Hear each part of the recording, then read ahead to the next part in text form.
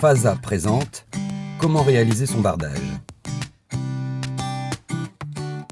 Vous aurez besoin d'un mètre, d'un crayon, d'un perforateur, d'une mèche, d'un marteau, d'un niveau, d'un escabeau, d'une équerre, d'une scie radiale, d'une agrafeuse, d'un cutter, d'une visseuse, d'une disqueuse, d'un pistolet extrudeur, de gants, d'un couteau à isolant et d'un niveau laser.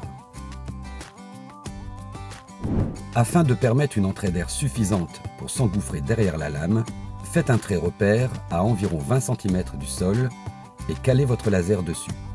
Présentez le chevron, traité en classe 2, percé et fixé tous les 60 cm à l'aide d'une cheville adaptée à la nature de votre mur. Pour le second chevron, utilisez 2 piges de 60 cm, correspondant à la largeur de l'isolant. Percez, fixez, avancez la pige au fur et à mesure du vissage. Contrôlez l'aplomb et rectifiez si besoin. Poursuivez sur le même principe la pose des chevrons. Il existe 3 possibilités de pose. La première est celle de notre vidéo, la seconde avec des équerres de fixation, la troisième en fixation directe à travers l'isolant. Côté pignon, pour gérer l'angle sortant, faites dépasser le chevron à fleur de l'autre avant de fixer. Pour un angle rentrant, il suffit de les mettre l'un contre l'autre. Au niveau du rampant de pignon, placez les piges et à l'aide d'une fausse équerre, repérez l'angle de la future découpe. Reportez l'angle en traçant sur le chevron, découpez, percez et fixez sur le même principe. Installez la première ligne d'isolant entre les chevrons préalablement posés. Si l'isolant est trop long, découpez-le à l'aide d'un couteau adapté. Poursuivez la pose sur le pignon. À l'aide d'un perforateur, percez l'isolant et la maçonnerie, puis insérez les chevilles de fixation aux 4 angles. Renouvelez ce principe de pose jusqu'à recouvrir tous les murs. À l'aide d'une agrafeuse, accrochez le pare-pluie sur les lithos d'un bout à l'autre. Coupez l'excédent du pare-pluie à l'aide d'un cutter à ras du premier chevron situé à 20 cm du sol et agrafez encore. Placez les laies suivantes sur le même principe en prenant soin de respecter un recouvrement de 10 cm minimum. Prenez la mesure du haut du mur jusqu'en bas du premier chevron. Coupez le litho et vissez-le sur les chevrons. Au départ du mur, prévoyez 2 lithos de 27 à 37 mm de section, côte à côte, puis disposez le litho suivant à 40 cm. Et en vous aidant d'une pige, continuez le lithonnage. Arrivé à l'extrémité du mur, mettez un second litho côte à côte et pour l'angle, amenez le litho en recouvrement, fixez et doublez-le.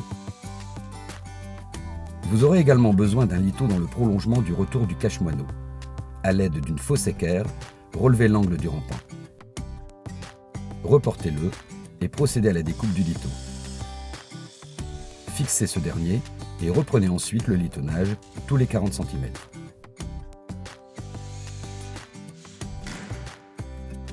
Pour un angle rentrant, installez 3 lithos de chaque côté de l'angle.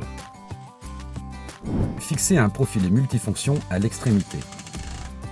Et pour les angles, clipsez les 2 profilets verticaux pour réaliser une cornière. Placez-la correctement et vissez de chaque côté. Pour un angle rentrant, les profilets multifonctions se placent côte à côte par un simple vissage sur les lithos.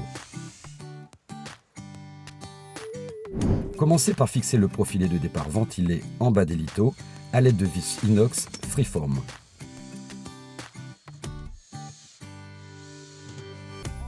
Installez-en un également sur la partie supérieure.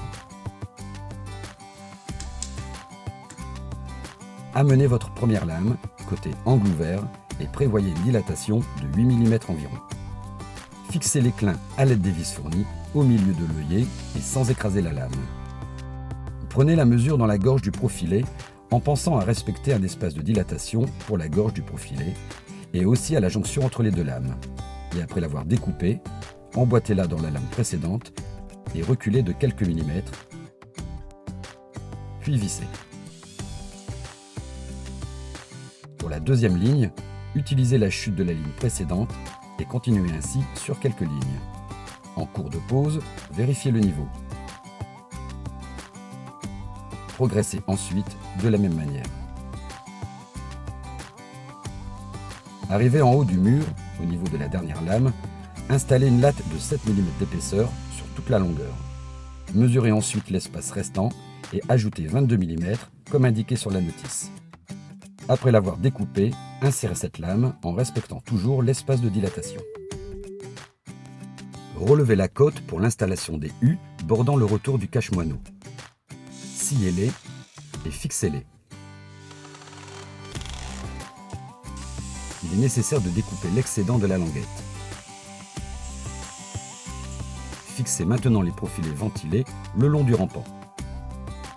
Placez votre lame afin de marquer les futures découpes. Tronçonnez à l'aide de la disqueuse. Vérifiez si la découpe est correcte et vissez-la.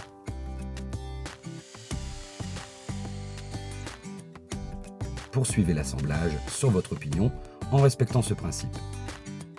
Afin d'installer les profilés de finition, relevez les côtes et l'angle. Après les avoir découpés, clipsez-les.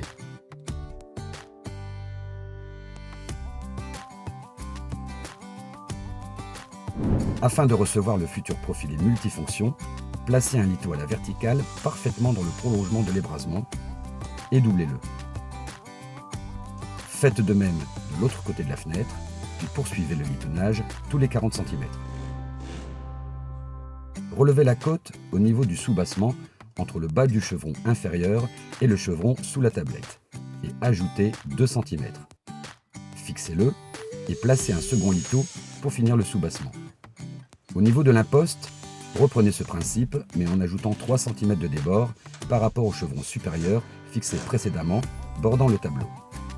Renforcez encore à l'aide de lito le soubassement et l'imposte.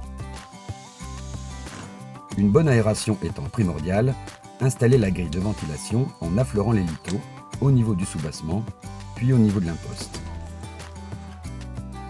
Prenez les dimensions au niveau du tableau pour la découpe de la tablette en alu.